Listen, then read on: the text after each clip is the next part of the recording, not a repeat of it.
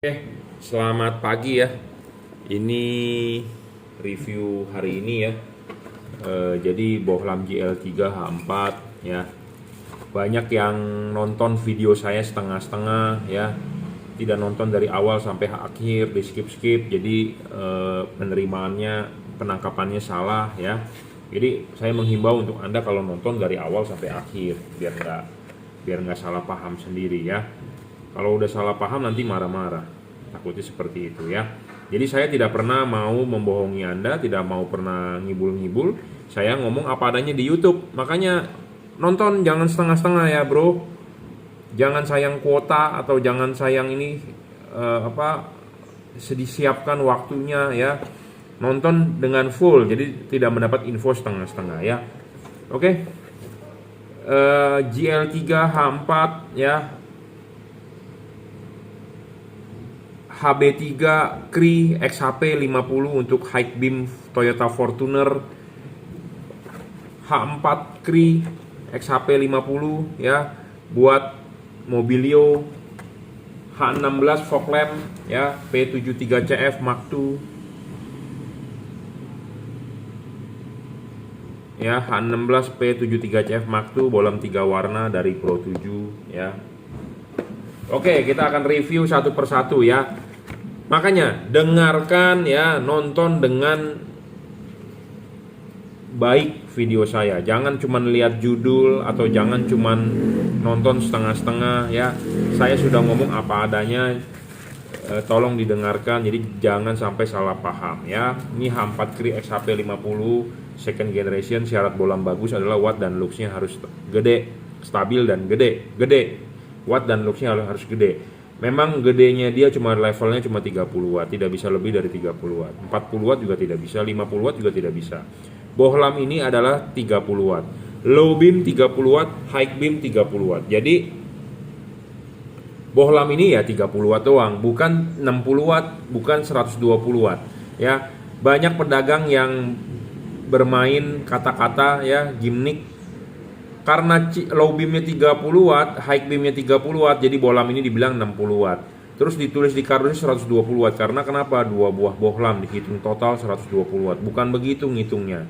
Ya, Anda menghitung daya ya, dayanya dia berapa pada saat nyala low beam 30 watt ya 30 watt, kita bicara apa adanya.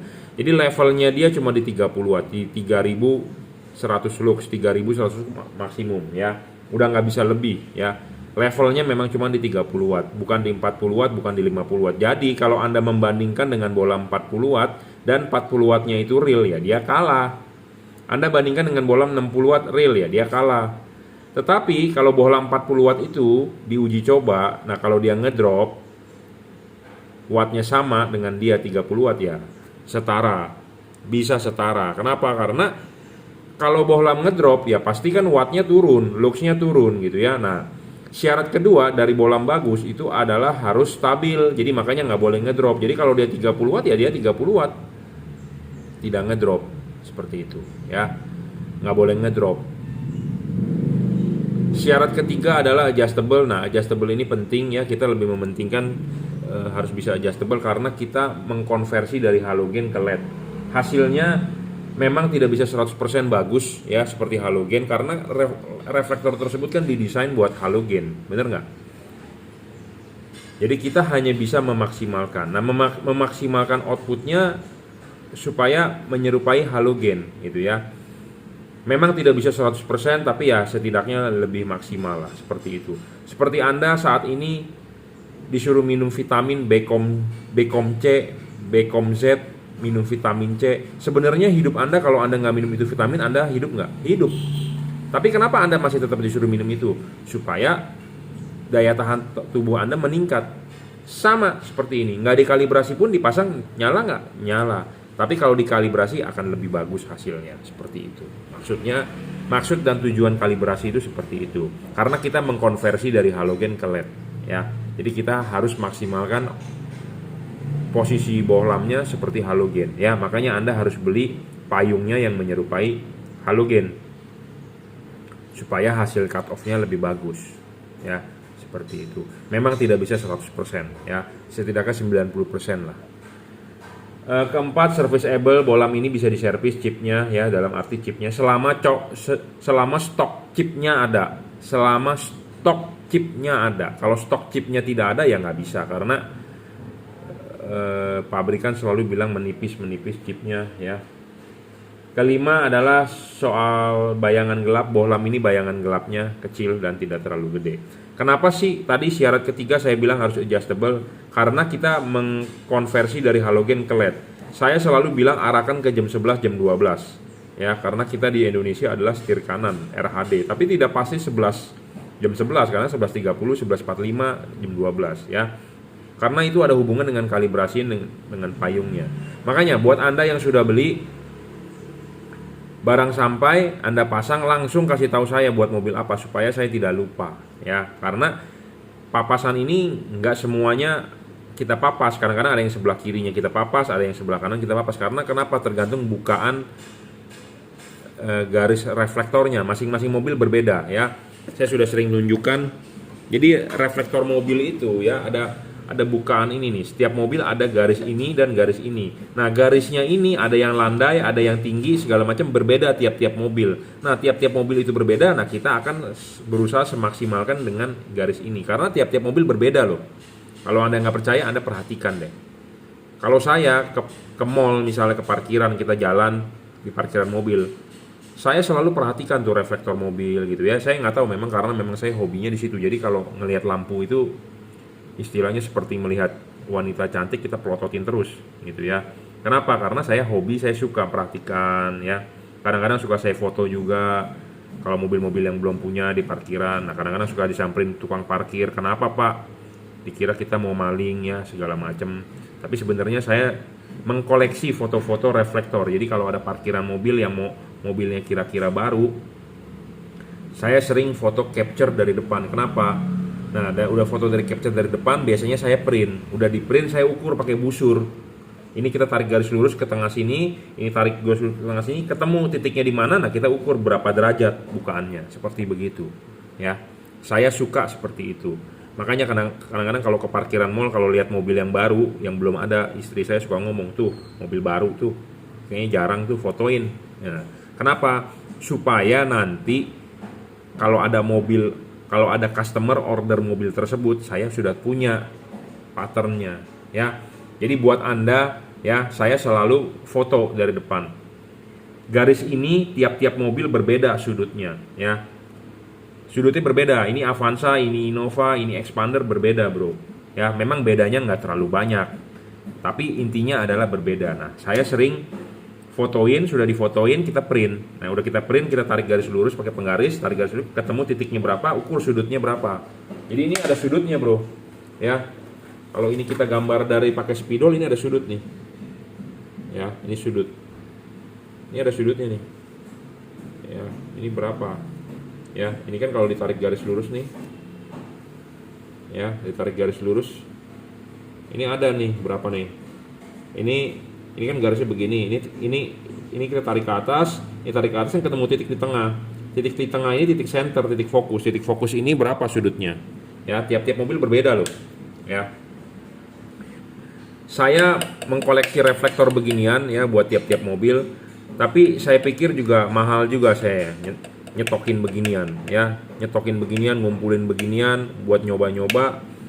Saya juga kalau di parkiran mobil ketemu mobil-mobil baru yang belum, istilahnya yang belum umum, foto ya, kita foto dari depan dengan capture posisi yang besar, terus kita print hasilnya di kertas ya, kita tarik garis lurus, ketemu sudutnya berapa gitu ya.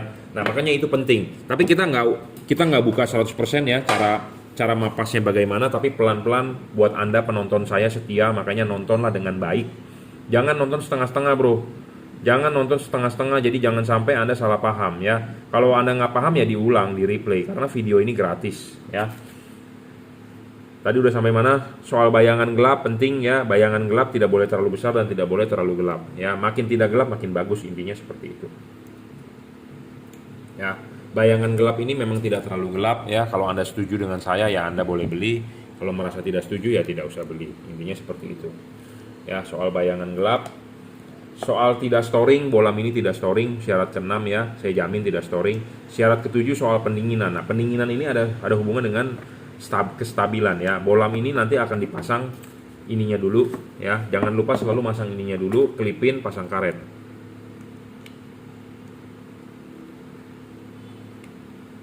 Habis pasang karet baru bohlamnya masuk ya.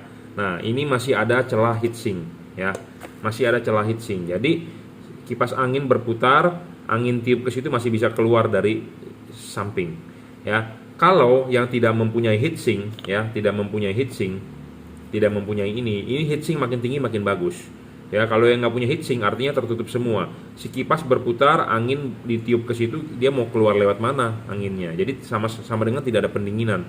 Jadi Anda pasang itu LED, dipasang supaya ngedrop wattnya.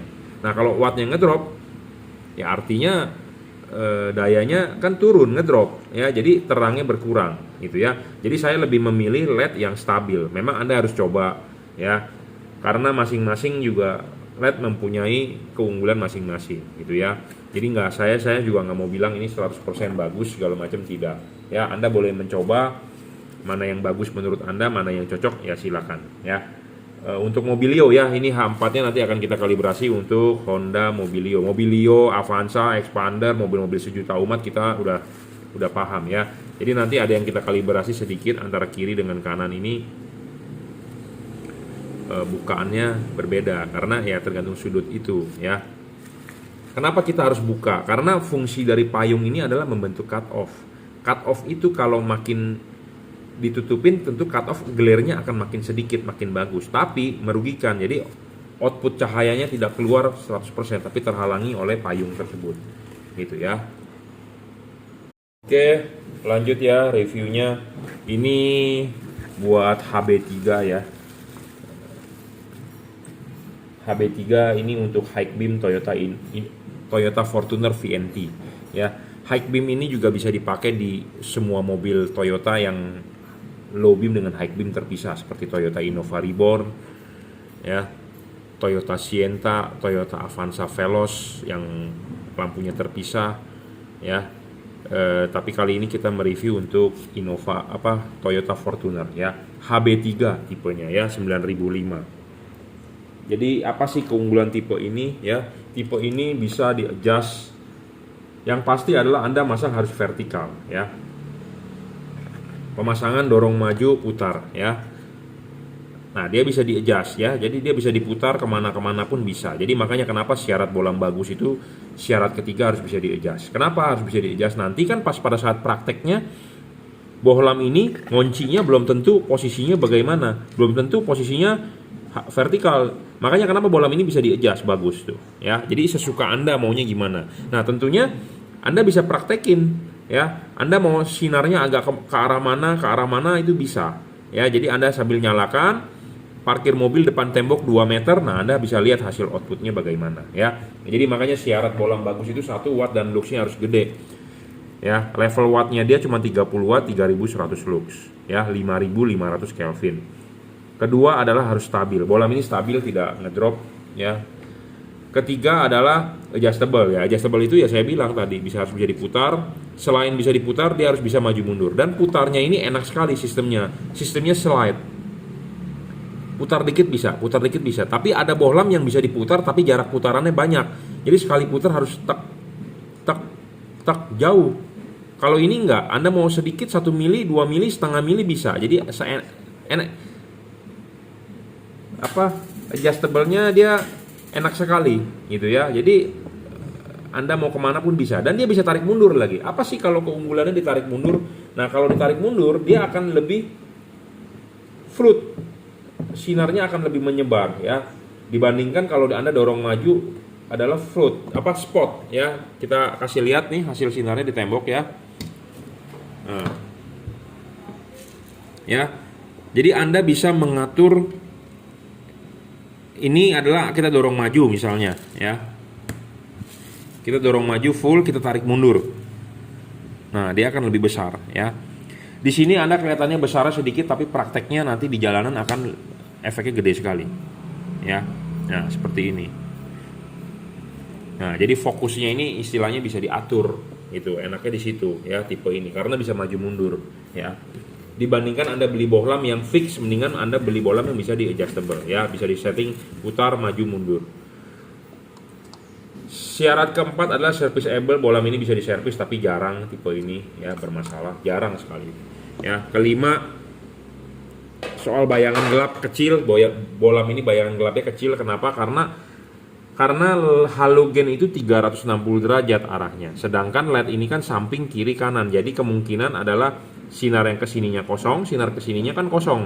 Nah, makanya LED ini terbantu karena chipnya ada lensa. Jadi pembiasannya lebih bagus. Jadi dia membantu supaya maksimal 360 derajat. Ya, tidak storing juga, Anda nggak perlu khawatir ya. Syarat ke-6 bohlam ini tidak storing. Syarat ke-7 adalah soal pendinginan. Pendinginan ini sudah double cooper ya.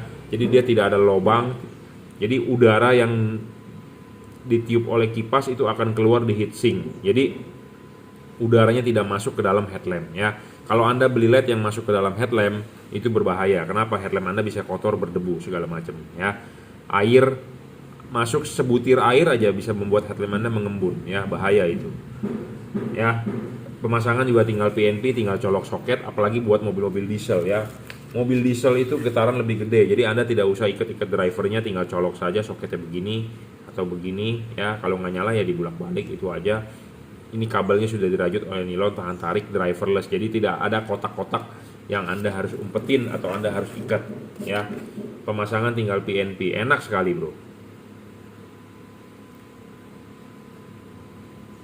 ya. Soal bayangan gelap kecil, nah ini kita buktikan bayangan gelapnya tuh, gelapnya kecil ya, samar-samar ya, tidak gelap. Kalau seperti kalau kehalangan tangan saya kan dia gelap banget tuh ya. Kalau ini kan nggak samar-samar ya. Intinya adalah kalau makin tidak gelap, makin kecil bayangan gelapnya, makin tidak gelap makin bagus ya. HB3 jadi ini dipakai untuk mobil kalau di Toyota ya, Toyota Sienta V, Toyota Fortuner VNT, Toyota Avanza Veloz, Toyota Camry, Rush Terios ya, semua mobil yang lampu high beamnya dengan low beamnya terpisah bisa pakai tipe ini. Kalau di Honda CR-V, BR-V, HR-V ya, Honda Jazz ya, Jazz yang lampunya terpisah ya. Kalau di Suzuki R3 ya, Suzuki R3 yang 2019 2020 ya. Jadi HB3 3100 lux, 30 watt maksimum ya. XHP 50 second generation. Oke, lanjut ya. Jadi ini bohlam H4 GL3 ya. Jadi knalpot berisik ya. Yang begituan namanya polusi suara ya. Anda beli LED di saya jangan sampai polusi cahaya ya, tidak boleh ya. Makanya kenapa barang yang saya jual saya kalibrasi. Nggak enak ya, suara knalpot racing, kita sedang membuat video, kita sedang ngobrol dengan customer, kita sedang duduk-duduk santai, tiba-tiba lewat suara berisik. Sebenarnya mengganggu ya, makanya kenapa banyak yang ditilang-tilang, saya setuju itu. Anda pakai knalpot racing di jalanan raya gitu ya, mengganggu. Sampai-sampai saya sendiri pemakai motor besar ya, knalpotnya sudah sopan sebenarnya suaranya, pakai Akrapovic. Saya copotin loh, saya standarin. Ya, tuh Anda lihat tuh. Jet 1000 saya knalpotnya standar tuh. Ya. Saya sudah tak mau mengganggu orang. Jadi kita istilahnya yang jalannya yang lempeng-lempeng aja. Ya. Sama seperti lampu, saya juga tidak mau mengganggu orang gitu ya. Anda sudah pasang, jangan sampai Anda mengganggu orang. Makanya kenapa LED yang saya jual saya kalibrasi supaya hasilnya lebih maksimal ya. Sama seperti Anda bisa hidup tetap. Anda nggak minum vitamin C pun hidup. Anda nggak minum Becom C pun hidup. Anda nggak minum Becom Z pun bisa hidup ya. Tapi kalau Anda minum Becom C, Becom Z, minum vitamin C kan daya tahan Anda, tubuh Anda lebih kuat. Intinya itu ya. Lampu ini nggak dikalibrasi tetap bisa nyala. Tapi kalau dikalibrasi lebih bagus hasilnya ya, seperti itu. Tapi memang kita mengkonversi dari halogen ke LED ya. Hasilnya ya istilahnya 90% lah ya. Nggak bisa perfect seperti halogen karena reflektornya didesain buat halogen ya. Makanya kenapa saya mau menjual yang payungnya ini seperti halogen supaya hasilnya lebih maksimal ya. Oke, ini bohlam LED 3 warna ya. Tolong simak dengan baik, jangan cuman nonton setengah-setengah. Chip dari bohlam ini GL3 bukan Cree ya. Ada orang yang bilang ini Cree atau bukan. Bohlam GL3 bukan Cree. Cree tidak ada bohlam yang bisa berwarna ya. Chip Cree itu gede-gede, ini chipnya kecil, CSP ya. Bohlam ini 3 warna, bisa putih, bisa kuning, bisa putih kuning ya.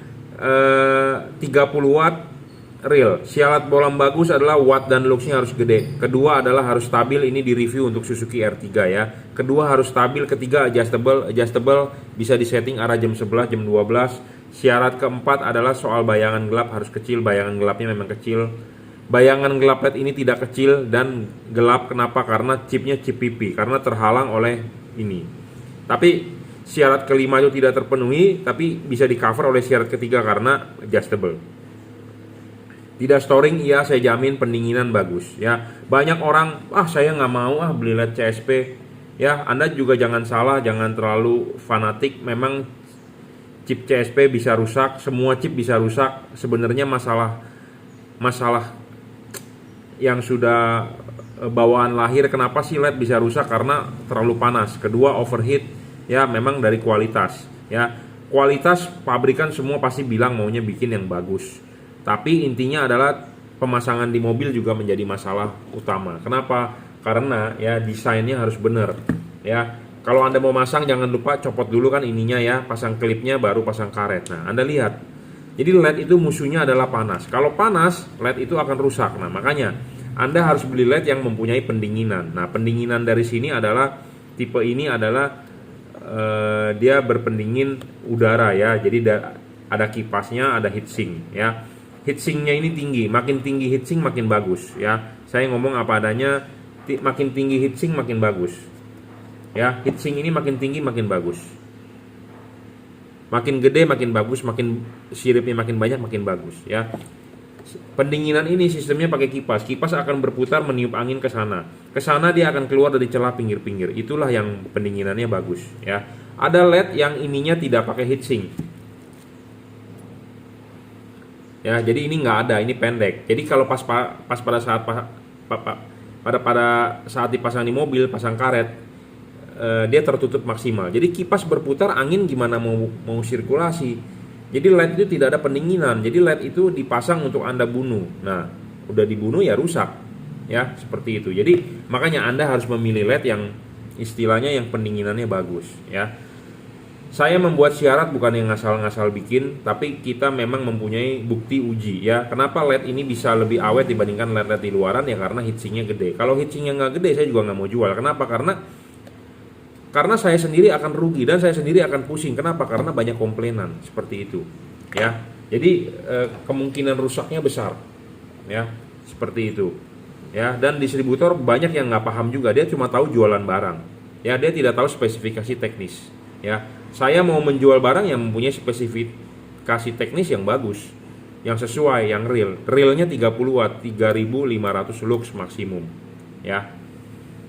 Kedua harus stabil, ketiga adalah soal adjustable. Adjustable ini penting, kenapa? LED ini kita mengkonversi dari halogen ke LED ya. Jadi kita harus memaksimalkan pemasangannya menyerupai halogen. Makanya kenapa harus bisa adjustable ya, intinya itu. Syarat selanjutnya adalah soal serviceable. Bohlam ini nggak bisa diservis. Kelima, bayangan gelapnya gede dan gelap, tapi syarat ketiga bisa di adjustable, bisa terpenuhi. Jadi kita bisa menggeser bayangan gelapnya ya. Tidak storing, saya jamin tidak storing. Syarat ketujuh soal pendinginan terpenuhi ya. Jika kalau ini tidak ada heatsinknya, jadi kalau pas pada saat tadi dipasang karet, jadi ini tertutup semua. Kipas angin berputar, angin mau lari kemana, mau ditiup kemana. Jadi kipas anginnya sama dengan tidak ada kipas angin. Jadi tidak ada kipas angin sama dengan Anda membunuh ini LED ya. Karena nyawanya LED ini ada di kipas angin. Kipas angin mati, dia mati ya. Oh, kalau gitu saya beli yang tanpa kipas angin dong Pak. Bukan solusi juga, karena LED yang tanpa kipas angin, pendinginannya tanpa kipas, biasanya wattnya nggak gede gitu ya. Oke, pemasangan juga tinggal PNP ya. Ini sudah dirajut oleh nilon, driverless, tinggal colok saja ya. Nanti habis ini akan sebelum dikirim kita akan kalibrasi ulang ya ininya, payungnya, supaya hasilnya lebih maksimal ya, karena bukaan tiap-tiap reflektor berbeda-beda sudutnya. Ini bisa 3 warna. Bagaimana cara mengubah warnanya? Anda tinggal matikan, nyalakan switch lampunya. Matikan, nyalakan switch lampunya jangan terlalu cepat ya, berikan jeda 2 detik. Jadi pertama kali Anda nyalakan warnanya putih. Anda mau mematikan lampunya, matikan 2 detik, saklarnya nyalakan kembali, dia akan berubah menjadi putih kuning.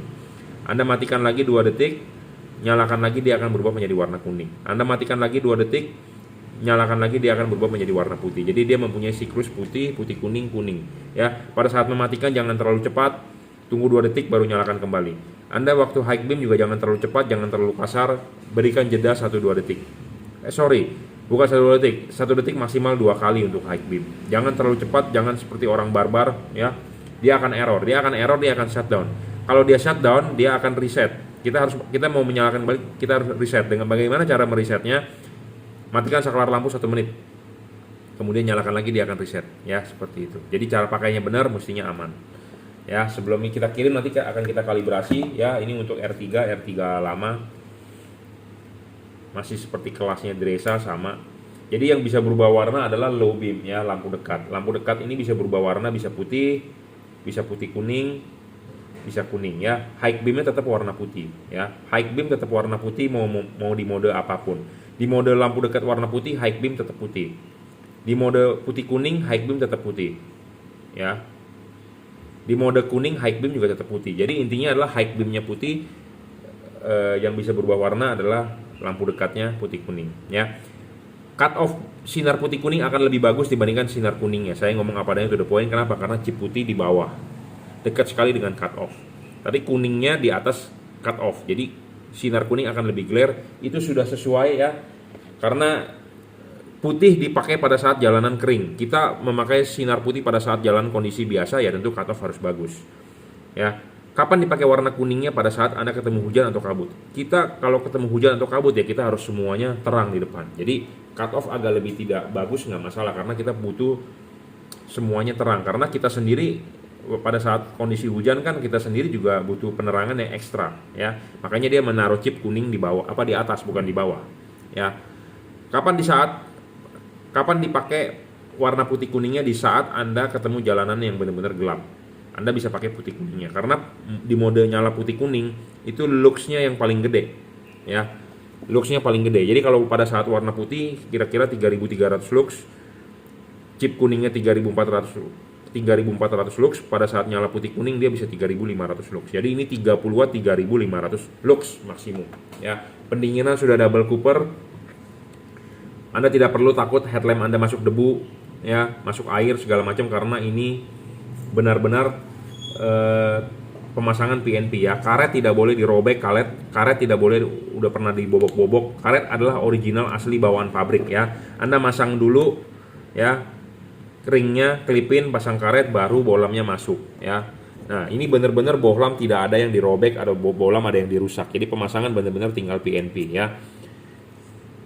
Heatsink ini terlihat, jadi kipas angin berputar, angin akan berkeluar di sini ya. Dan benar-benar dia vakum. Vakum ini dalam arti bagian ini kan ada di dalam headlamp, bagian ini ada di ruangan mesin. Jadi antara bagian ruangan mesin dengan bagian di headlamp tidak ada hubungan sama sekali ya. Tidak ada hubungan pertukaran udara atau ada sirkulasi udara, tidak ada, karena memang harus seperti itu. Kenapa? Karena kalau bocor ke dalam, efeknya ya headlamp Anda kotor atau headlamp Anda bisa ngembun ya. Jadi pemasangan ini tinggal PNP. Ini juga sudah dirajut nilon, driverless, tinggal colok ke soket asli bawaan mobil tanpa perlu ada kabel set segala macam. Kalau mobil Anda sudah ada kabel relay set, Hella, Bosch, MX-11 apa segala macam, copot aja, karena nggak berguna, tidak menambah terang. LED-nya juga tidak akan menambah larinya mobil Anda lebih kencang. Jadi saran saya copot. Oke, terima kasih. Ini LED dari Pro 7 ya, P73CF Mark II. P73CF Mark II dari Pro 7 H16 ya, 5700 Kelvin, 4500 Kelvin, 3000 Kelvin. Jadi ini untuk fog lamp ya. Untuk fog lamp H16 ini biasanya punya Toyota ya, fog lamp Toyota. Oke, kita akan review ya. Di sini tertulis 30 watt ya, 30 watt 10.800 lumen ya. Kita sulit untuk membuktikan lumen kata-kata 10.800 lumennya 30 watt, tapi kalau 30 watt kita bisa buktikan ya apakah bohlam ini real atau tidak ya.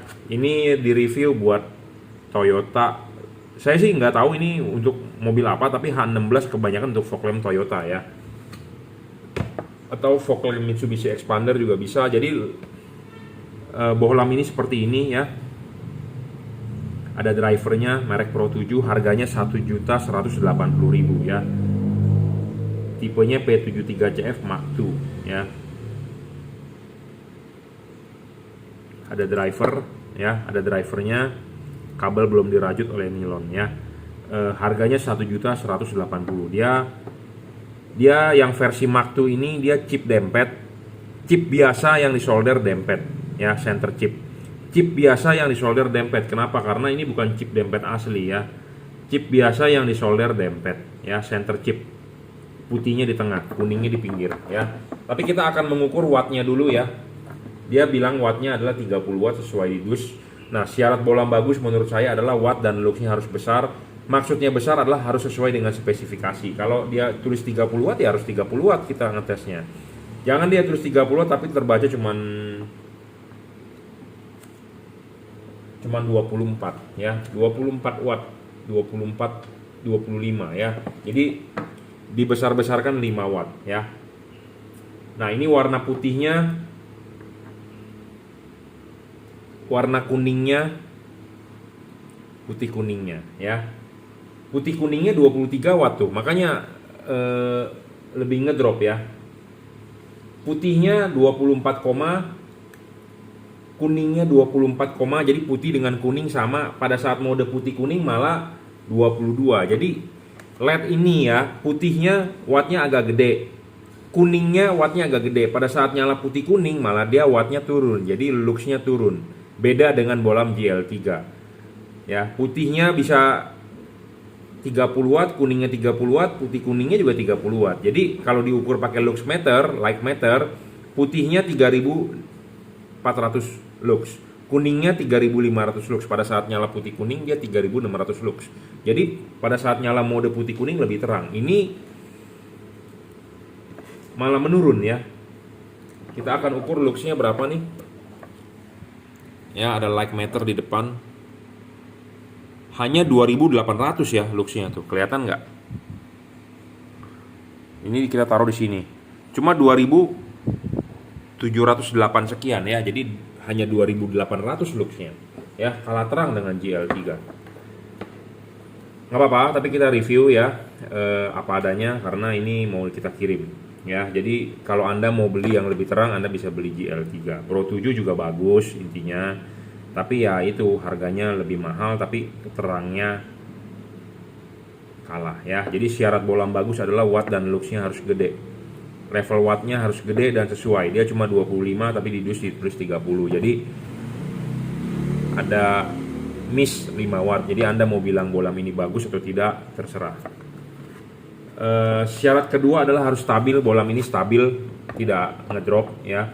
Syarat ketiga adalah adjustable. Nah, adjustable di sini penting ya karena Anda harus bisa memasang. Nah, adjustable-nya dia ini sistemnya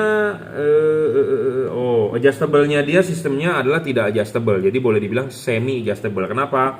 Karena dia ada kunci L yang harus dikendorin baru bisa diputar. Jadi agak ribet bagi orang awam, agak susah. Tapi kalau bagi Anda yang paham ya bisa ya.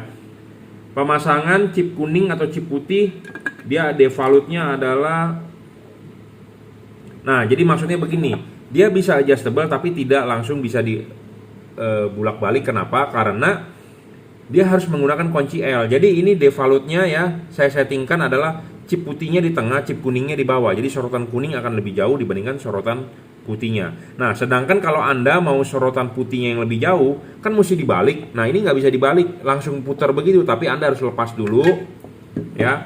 Anda harus lepas dulu. Anda ambil kunci L-nya, Anda buka.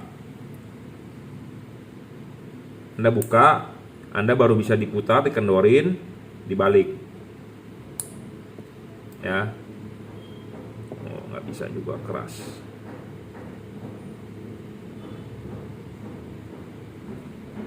Ya, keras.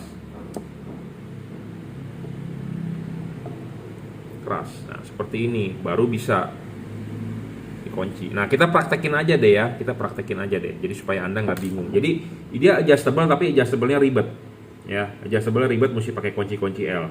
Jadi adjustable-nya tidak on the spot ya. Kita akan praktekin nyalanya ya. Kita harus setting vertikal ya. Ini adalah posisi chip kuning di atas, chip putih di bawah. Kita akan sorotin ke tembok hasil outputnya ya. Nah, ini hasilnya di tembok ya, sebentar. Nah, ini hasilnya di tembok. Nah, ini chip putih di atas nih ya, sorry sebentar. Nah, ini chip putih di atas, chip kuning chip putih di bawah, chip kuning di atas. Jadi hasilnya seperti ini, putih ya, kuningnya di bawah, putih kuning ya, seperti ini. Nah, misalnya kalau Anda mau dibalik kuningnya yang di atas, ini agak ribet. Ribetnya kenapa? Anda harus buka dulu, copotin ya, kendorin dulu pakai kunci L, baru Anda balik. Jadi kalau ini agak ribet bagi orang awam, agak susah. Dan hati-hati bautnya hilang ya, nyopotinnya, kendorinnya jangan terlalu ini, jangan sampai hilang. Nanti kalau hilang, tanya saya, Pak ada nggak spare partnya? Kagak ada bro ya. Jadi jangan sampai hilang. Jadi ini Anda harus balik, kendorin dulu pakai kunci L tadi, diputar ininya, diputar ya. Jadi agak ribet memang, agak ribet dan agak keras, agak susah lah intinya ya. Nah, ini mesti dikencengin lagi, kencengin lagi ya.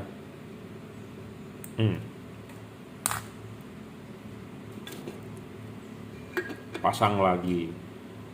Nah, kita akan nyalain ya, kita akan kasih lihat outputnya. Tadi kan kuningnya di bawah, nah sekarang kuningnya mestinya di atas ya. Nah, ini kuningnya di atas tuh ya. Jadi agak ribet ya. Dia outputnya juga nggak begitu lebar ya, kalah lebar dengan GL3. Jadi kalau buat Anda yang bingung apa sih bohlam GL3, Anda bisa cari di YouTube saya, search video bohlam H16 GL3 ya.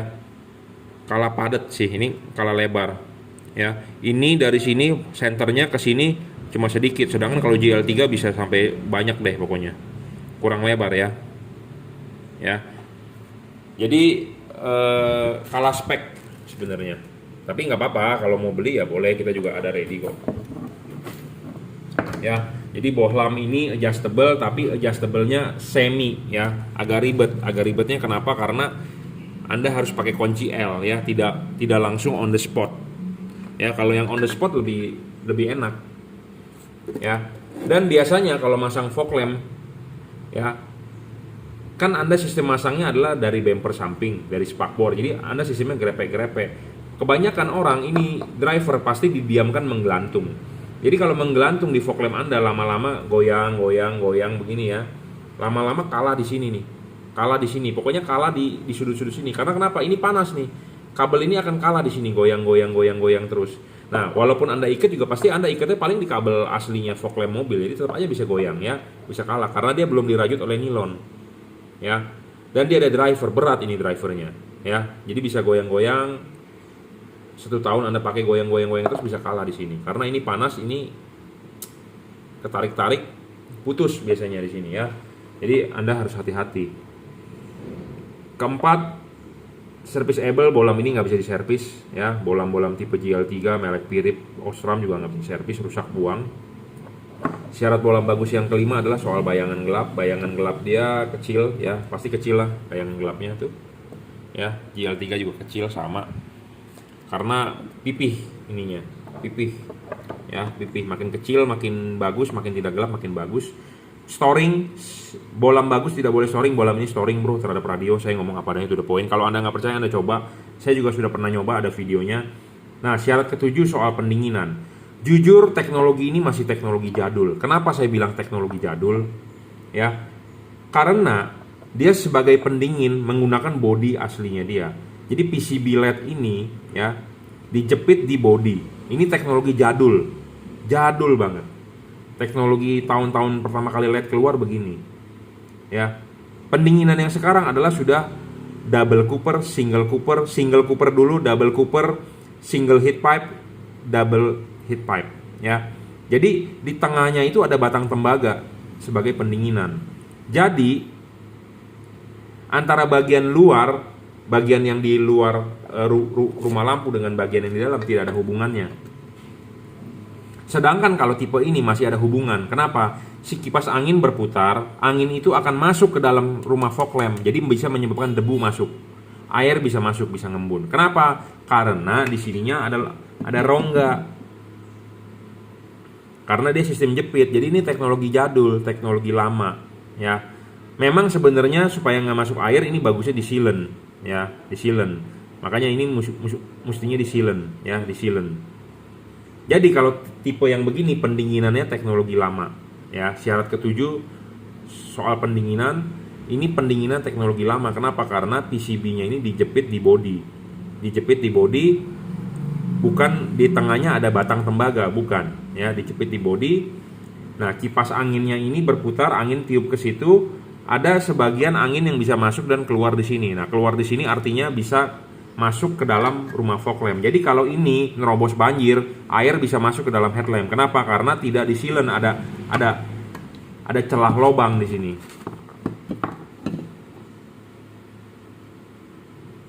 Lubang ini tembus ke belakang, jadi ada hubungan dari belakang dengan ke dalam, ya. Jadi seharusnya LED itu tidak ada hubungan antara bagian belakang dengan bagian yang di dalam rumah fog lamp, supaya benar-benar kedap, supaya benar-benar istilahnya lulu gua. Kalau kayak begini, debu bisa masuk ke dalam, air bisa masuk ke dalam, ya. Karena ya ada celah. Cara pemakaian ini tidak ada memori seperti yang saya sebutkan di GL3. Jadi dia tidak ada fungsi reset, ya. Memang ini bohlam banyak error, saya ngomong apa adanya to the point, ya. Banyak error. Kenapa? Dia bukan tidak sama antara kanan dengan kiri, tapi modenya berbeda. Mode start awalnya berbeda karena dia tidak mempunyai fungsi reset. Kalau bohlam GL3, kalau dia error, ya, Anda tinggal matikan, dia bisa reset. Pokoknya dia akan kembali ke state awal, warnanya putih. Nah, sedangkan dia tidak mempunyai fungsi reset. Jadi bisa saja dia start awalnya dia akan di kuning terus. Bisa saja dia normal yang ini putih, tapi dia start awalnya akan di kuning karena dia tidak bisa di reset, ya. Jadi errornya seperti itu. Kadang-kadang dia bohlam yang benar baru bawaan dari pabrik yang Anda pasang, start awalnya harus warna putih dia. Mode kedua adalah warna kuning, mode ketiga adalah putih kuning. Tetapi di permasalahan di LED P73CF ini kadang-kadang start awalnya dia bisa di kuning, yang ini putih. Yang normal adalah putih, tapi kadang-kadang dia bisa start awalnya di kuning. Itu yang menjadi masalah, ya. Sering permasalahan dari bohlam P73CF itu. Start awalnya nggak sama. Dia start awalnya selalu akan di kuning, misalnya kalau dia error, ya. Nah, dia tidak bisa di reset. Kalau bohlam GL3 Anda bisa reset. Pokoknya dia akan kembali ke state awal, adalah nyala awal harus putih, ya. Jadi errornya seperti itu bohlam P73CF. Jadi ya Anda harap maklumi, ya Anda tinggal klaim garansi saja, nggak masalah. Cuman ya itu jadi bolak-balik aja, ya. Dan dia ada driver belum dirajut oleh nilon, ya. P73CF 25 watt, maksimum cuma 2.700 lux, ya. Harganya 1.180.000. Ini di order H16, yang pasti untuk fog lamp, ya. Untuk fog lamp Toyota lah kebanyakan H16. Oke, saya rasa cukup, ya. Kardusnya memang mewah, ya. Seperti ini barangnya, ada garansi juga. Tapi saya ngomong apa adanya, bisa error, ya. Errornya adalah kondisi state awalnya berbeda. Jadi satu LED itu kadang-kadang suka nyalanya di kuning terus. Yang normal adalah siklusnya dia adalah putih, kuning, putih, kuning. Kadang-kadang LED-nya itu diawali dengan kuning. Yang normal adalah harus diawali dengan nyala pertama kali adalah putih, gitu, ya. Jika terjadi error begitu, ya Anda mau nggak mau Anda klaim karena dia tidak ada fungsi reset, ya karena drivernya berbeda. Nah, kalau Anda mau beli yang tipe berbeda daripada ini, yang speknya lebih tinggi, yang teknologi terkini, sudah double cooper PCB, pendinginannya lebih bagus, dia ada fungsi memori, bisa reset, Anda bisa beli GL3, ya. Anda bisa search di video saya bohlam GL3 H16, ya, bohlam GL3 untuk fog lamp. Banyak itu. Keunggulan itu lebih tinggi speknya dibandingkan ini, harga lebih murah. Output lebih lebar, output lebih terang, wattnya lebih besar, real 30 watt. Ini tertulis 30 watt tapi realnya cuma 25. Pada saat mode putih kuningnya dia meredup. Sedangkan GL3 pada saat mode putih kuningnya dia lebih terang. Ya. Jadi spek lebih tinggi, harga lebih murah ya. Kalau ini harga lebih mahal tapi spek lebih rendah karena dia teknologi lama. Teknologi lama ini, jujur terus terang teknologi lama, dan dia karena teknologi lama pendinginannya antara bagian yang di bumper mobil Anda dengan yang di bagian rumah fog lamp dia ada hubungan, dia ada kontak. Jadi kalau Anda ngerendam banjir, lewat banjir bisa masuk fog lamp Anda airnya ya, bisa ngembun karena dia tidak ada sekat ya, sistemnya tidak ada sekat. Jadi udara sengaja mungkin dihembuskan ke dalam supaya bisa mendinginkan chipnya gitu ya. Jadi ini teknologi lama, bukan sistem double cooper, single cooper, atau bukan single heat pipe atau bukan double heat pipe, teknologi lama ya. Oke, harganya 1.180.000. Jika Anda berminat bisa WhatsApp saya 0898 269 3838. Oke, terima kasih. Selamat sore ya, ini kita lanjut. Jadi ini untuk Nissan Livina ya, review untuk Nissan Livina 2015 ya.